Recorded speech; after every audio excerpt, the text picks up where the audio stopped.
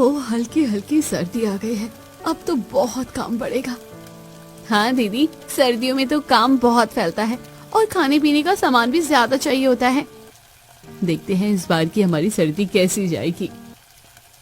दोनों चूल्हे पर चावल पका रही थी और बातें कर रही थी। उन दोनों की ये बात सुनकर बगल में चारपाई डालकर बैठी शांति उनसे कहती है, अरे इस बार भी कैसी ही चली जाएगी सर्दी। जैसे हर बार जाती है वैसी ही जाएगी।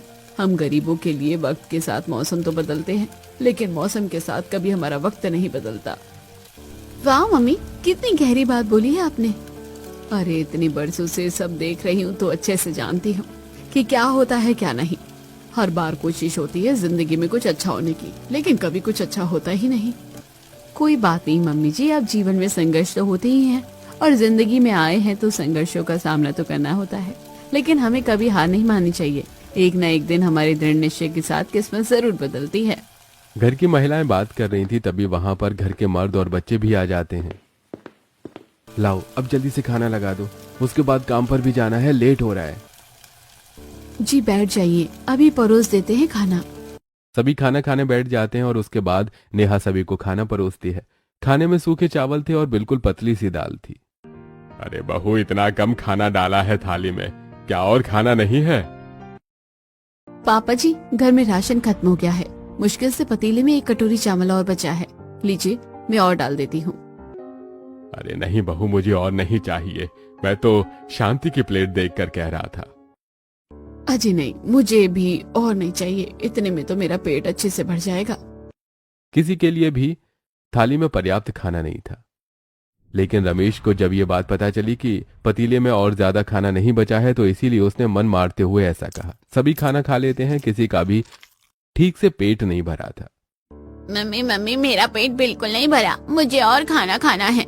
हाँ मम्मी, मुझे भी बहुत भूख लगी है, अभी भी पेट खाली जैसा लग रहा है। पतीले में बस एक कटोरी चावल बचा था। पायल वो चावल दोनों बच्चों को आधा आधा दे देती है। अरे बहू, तूने ये क्या किया? दोनों बच्चों को दे दिया, अब तुम दोनों क्या खाओगी? कोई बात नहीं माँ जी, वैसे भी हमने सुबह चाय के साथ कल रात की बची हुई एक रोटी खा ली थी, इसलिए मुझे तो ज्यादा भूख नहीं है।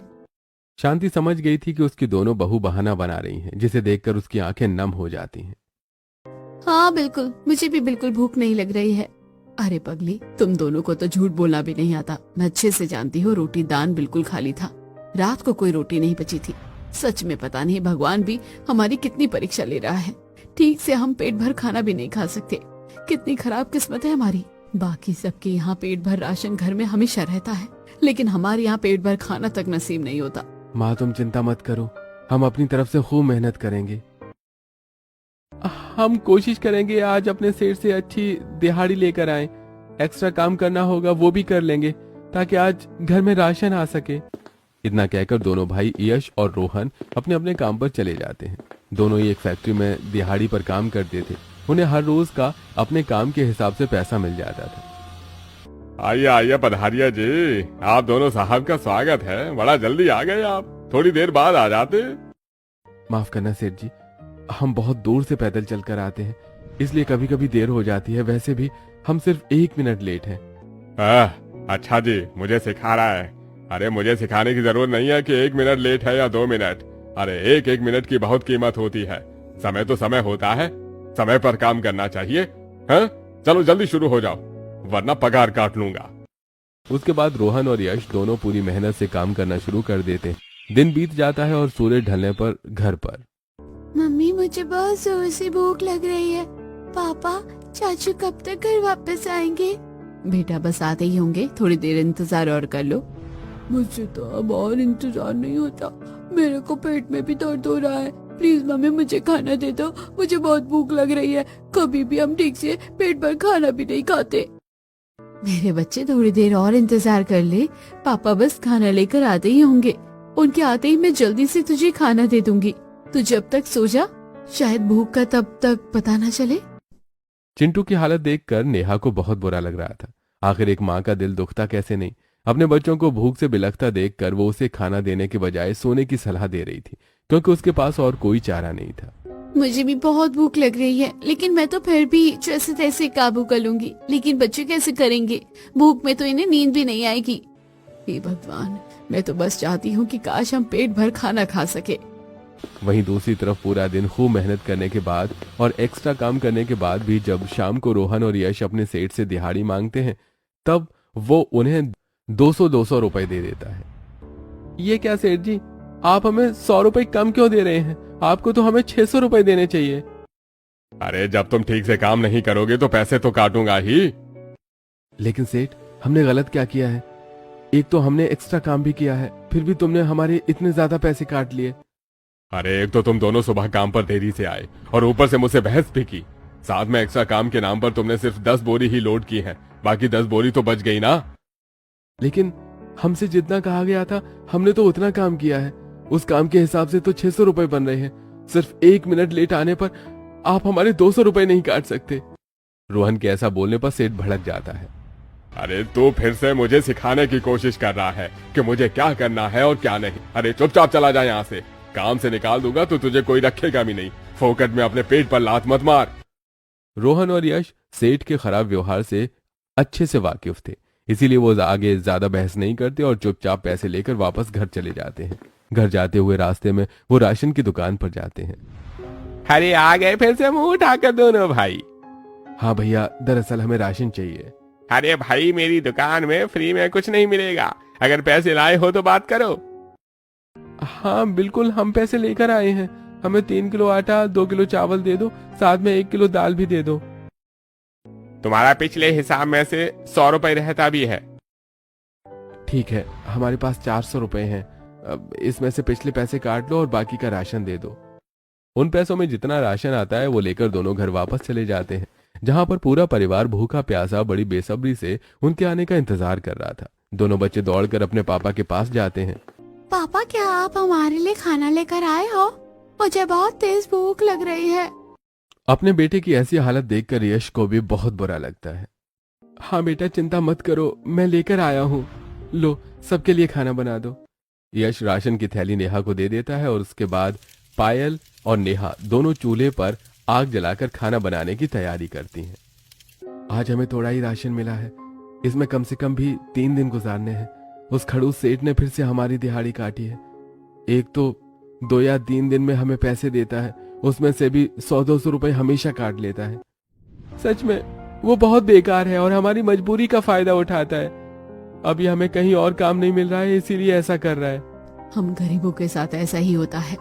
कुछ हम किस्मत के मारे होते हैं और कुछ ये अमीर लोग हमारे साथ गलत करते हैं। गरीब तो हर जगह फंसता है।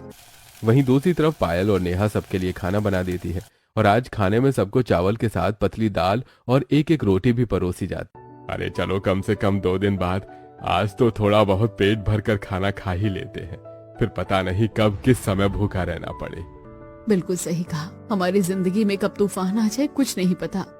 हाँ, मुझे भी बहुत जोर से भूख लग रही है, मैं जल्दी से सब खा जाऊंगा। सभी जल्दी जल्दी खाना खाने लगते हैं क्योंकि वो सब बहुत भूखे थे और बच्चे तो खाने को देखकर झटपट ही खाते हैं। आखिर वो सुबह से भूखे थे और खाने के लिए तरस जो रहे थे। सभी खाना खा लेते हैं। आप जाकर आत्मा को शांति मिली है, जब पेट में थोड़ा खाना गया है तो। सच में हम भी पूरा दिन फैक्ट्री में भूखे पेट काम कर रहे थे, बहुत भूख लग रही थी और अब जाकर थोड़ी शांति मिली है। हालांकि किसी का भी पेट पूरी तरह से भरा नहीं था, लेकिन काफी हद तक पर्याप्त था। बाकी सभी खाना खाकर सो जाते हैं और वहीं दूसरी तरफ नेहा और पायल बचा कुचा कुछ खाना डालती है और खाना शुरू करती है। सच कहूँ तो दीदी, मुझे भी बहुत भूख लग रही थी। भूख की वजह से पेट में दर्द भी होना शुरू हो गया था। हमने तो कल रात को भी और सुबह भी कुछ नहीं खाया था, लेकिन कुछ बचा ही नहीं था। हाँ, इसलिए आज मैंने खाना थोड़ा ज्यादा बनाया था। हम भी अब आज अच्छे से खाना खा लेंगे, तो 1-2 दिन हमारा भी ऐसे ही निकल जाएगा। गरीबी में घर के हालात इतने खराब थे कि घर की महिला को यह सोचना पड़ रहा था कि कब उन्हें खाना खाना है और कब दूसरों का पेट भरने के लिए उन्हें कितने समय भूखा रहना है। घर की स्थिति बहुत खराब थी। वहीं दूसरी तरफ रमा के घर। चलिए आज हम कहीं बाहर होटल में जाकर खाना खाते हैं।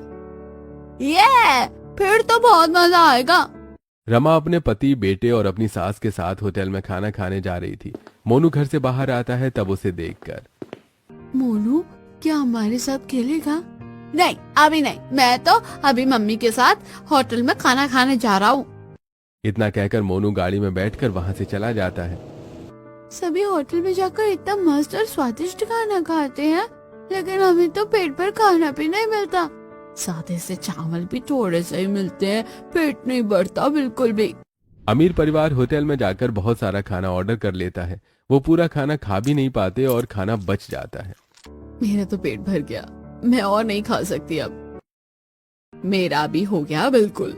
हाँ बिल्कुल मेरा भी हो गया, लेकिन मम्मी बहुत सारा खाना बच गया है, इस खाने का क्या होगा?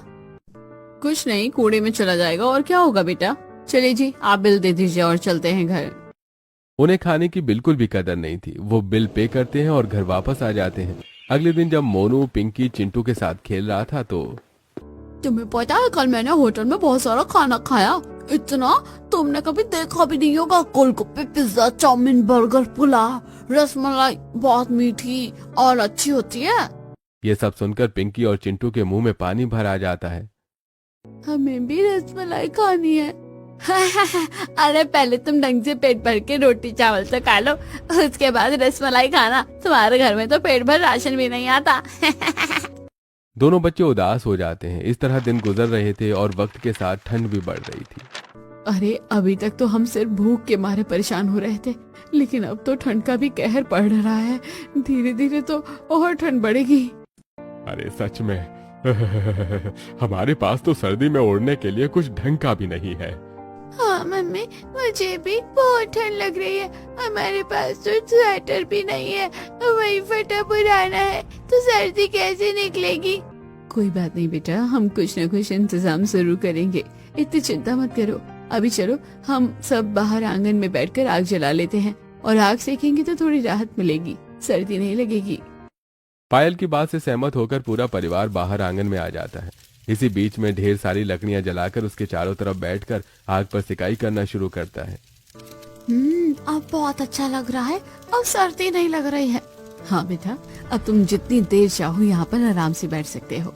इस तरह सभी बैठे थे। तभी सामने वाले घर से पड़ोसन कमला बाहर आती है और उसके हाथ में बहुत सारी बची हुई रोटी और पुरानी सब्जी भी थी, जिसे वो बाहर चबूतरे पर रख देती है और खराब सब्जी को नाली में डाल देती है, जिसे देखकर शांति कहती है, देखो तो उनके पास तो इतना ज्यादा राशन है कि ये इतना सारा खाना बर्बाद भी करते रहते हैं। हमारे पास तो पेट भरने तक का राशन नहीं है, और उनके पास तो फेंकने तक का भी राशन है। सच में मम्मी, इन अमीर लोगों के भी अलग ही चोचले होते हैं। उनके घर में एक दिन में 4-5 तरह की सब्जी बनती है। पहले तो पूरा खाते नहीं है और उसके बाद उसे बाहर फेंकते फिरते हैं। एक तरफ उनके घर में ये बात चल रही थी, वहीं दूसरी तरफ कमला शांति के परिवार को देखते हुए कहती है, अरे बहू, आज मटर पनीर और आलू गोभी की सब्जी बना लेना, मैं जरा बाहर टहल कर आ रही हूँ। कमला बाहर से खड़ी अपनी बहू को अंदर आवाज देती है और इतना कहकर वहां से चली जाती है। ये देखकर शांति कहती है, मुझे अच्छे से पता है इसने ये बात हमें सुनाने के लिए कही है। अरे मैं इसकी रग रग से वाकिफ हूँ, इसके अंदर बहुत घमंड है। पर कोई बात नहीं, एक दिन हमारा भी अच्छा दिन आएगा जब ये हमें ऐसा नहीं कह पाएंगे। आज कमला आंटी के घर में मटर पनीर बनेगा, और हमने तो बहुत समय से मटर पनीर नहीं खाया मम्मी। बस एक बार अंकल की शादी में खाया था और उसके बाद कभी नहीं खाया। क्या हमें भी आप मटर पनीर बनाकर खिलाओगी? हाँ बेटा, जरूर खिलाऊंगी। अगले दिन सुबह घर में फिर से राशन खत्म हो जाता है। क्या बात है, आज खाने में एक रोटी तक नहीं मिलेगी? माफ करना, लेकिन राशन बिल्कुल खत्म हो गया है। मम्मी, मुझे बहुत भूख लग रही है, मुझे खाना दे दो। रात को भी ठीक से खाना नहीं खाया। बेटा चुप हो जा, आज मैं तुम्हारे लिए खाना जरूर लेकर आऊंगा। पायल, एक काम करना, तुम आज राशन वाले से थोड़ा राशन उधार ले आना, और शाम को हम पैसे लेकर आएंगे तो उसे दे देंगे। इतना कहकर रोहन और यश भूखे पेट ही घर से बाहर काम पर निकल जाते हैं। बेचारे दोनों बच्चे पूरा दिन मेहनत करते हैं और उन्होंने अन्न का एक दाना तक नहीं खाया। पता नहीं पूरा दिन कैसे काम करेंगे। ये सब देखकर तो मेरा कलेजा कांप जाता है। कोई बात नहीं मम्मी जी, मैं भी दुकान से जाकर राशन लेकर आ जाती हूँ। पायल दुकानदार के पास राशन उधार पर लेने जाती है, लेकिन भैया थोड़ा सा राशन उधार दे दो। अरे तुम्हारी मुफ्त में मांग कर खाने की आदत नहीं जाएगी, हैं? अरे जरा सी तो शर्म कर लिया करो, जब मन करता है मुंह उठाकर मांगने चली आती हो। अरे निकलो यहाँ से, मैं तुम्हें कोई मुफ्त में राशन नहीं देने वाला। भैया अब आपको तो पता ही है हमारे घर के हालात कैसे चल रहे हैं। बेचारे बच्चे कल रात से घर पर भूखे बैठे हैं। अभी राशन दे दो, आज रात को या कल सुबह पैसे दे दूंगी। अरे एक बार बोला ना कि मेरे पास कुछ नहीं है देने को, निकलो यहाँ से।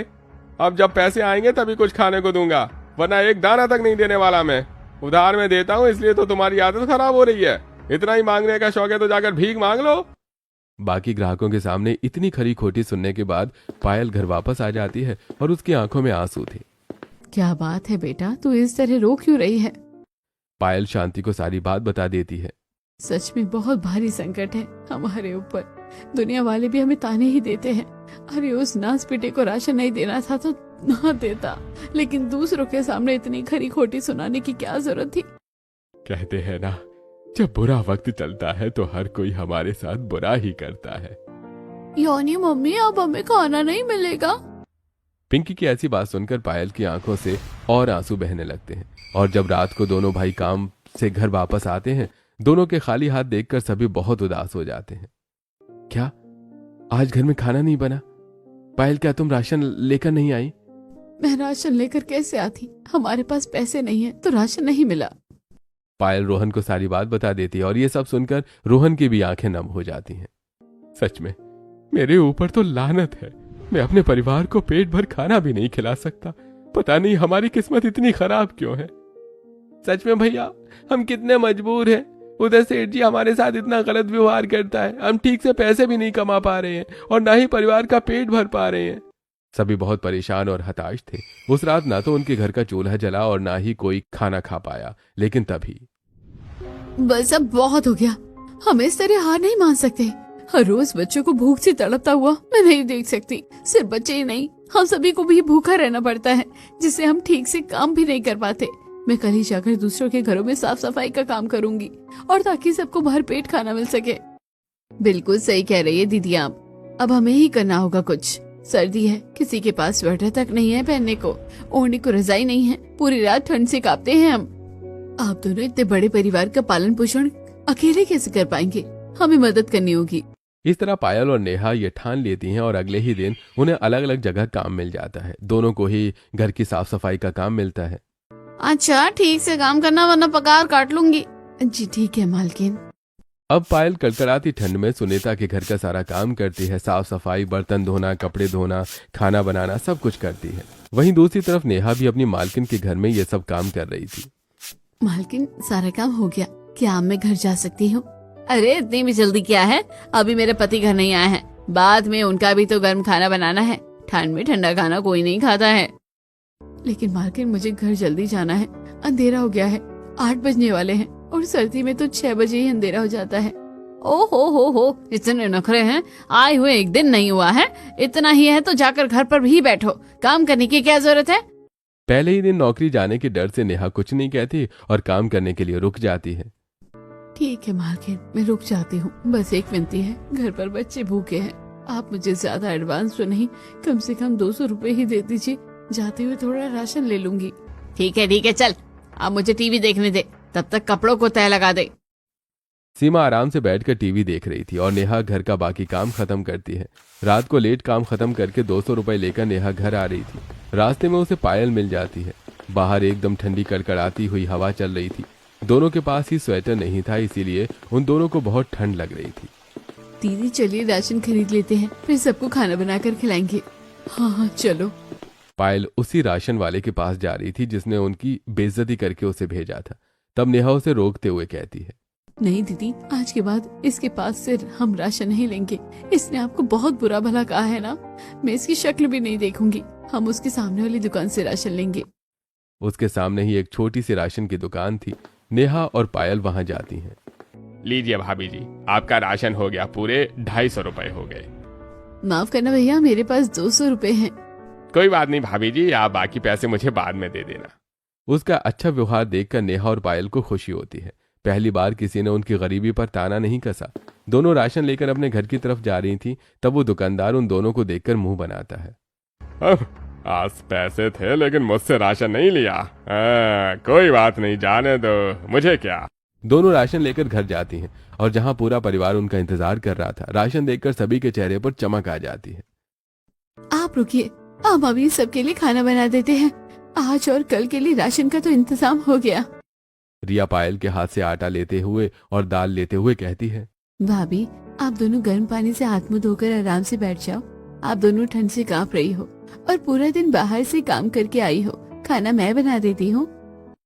इस तरह पायल और नेहा गर्म पानी से हाथ धोकर बिस्तर में बैठ जाती है। उनके ठंड भगाने के लिए रिया उन्हें गर्म पानी देती है, जिसे पीकर उन्हें थोड़ा अच्छा लगता है। वहीं दूसरी तरफ से रिया चूल्हे पर सबके लिए खाना बनाती है और सबको खाना परोसती है।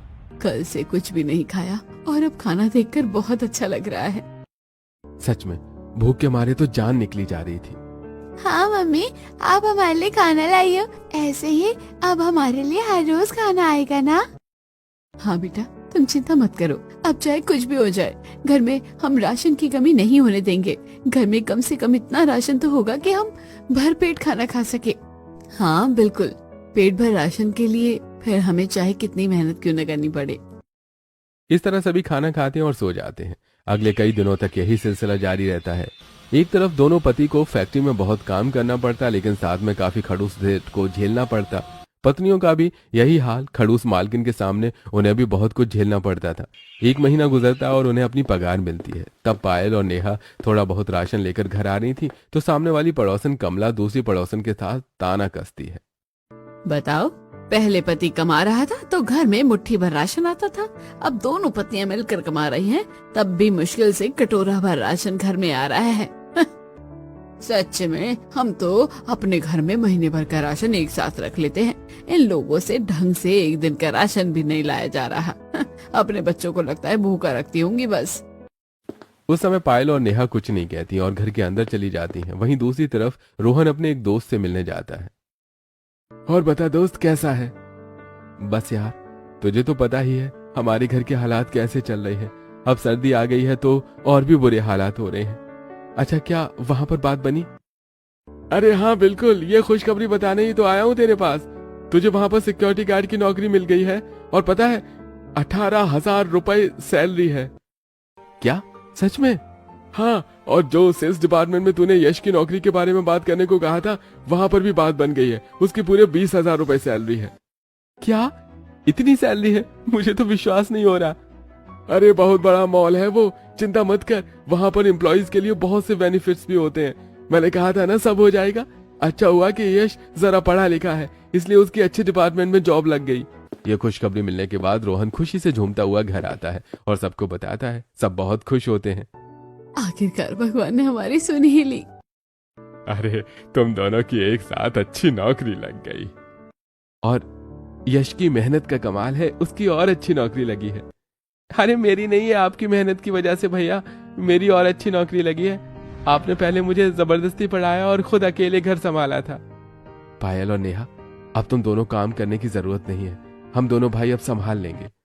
इस तरह दोनों भाई की अच्छी नौकरी लग जाती है और अच्छी खासी इनकम भी होती है। इसके बाद पायल और नेहा को भी कहीं काम करने की जरूरत नहीं पड़ती। पहली सैलरी आने पर रोहन और यश सभी के लिए अच्छे स्वेटर और नए कपड़े लेकर आता है। साथ में घर में महीने भर का पेट भर राशन भरवा दिया जाता है। जब पवन की दुकान से उनके घर राशन आता है तो सामने वाला दुकानदार भी चढ़ जाता है और पड़ोसन भी जल भुनकर राख हो जाती हैं। अचानक से इनके घर इतना राशन कैसे जा रहा है, पता नहीं।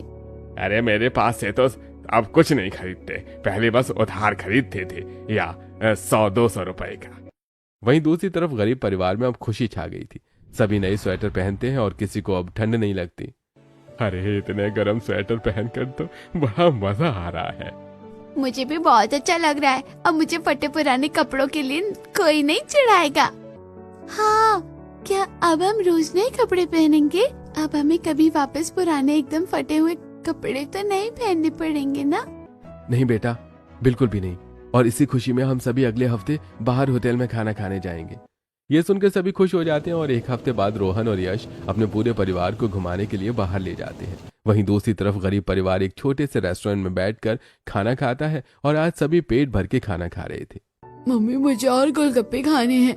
बेटा, अभी पहले जितना खाना खाना है उतना खा लो। ऐसे एक्स्ट्रा खाना लेकर वेस्ट नहीं करते, हमें खाना बर्बाद नहीं करना चाहिए। ठीक है मम्मी। इस तरह सभी खाना खाकर घर वापस आते हैं और उन्हें देखकर कमला और शीला के तन बदन में आग लग जाती है। देखो तो कैसे उनके तेवर ही बदल गए, हमें भी रौब दिखा रही है।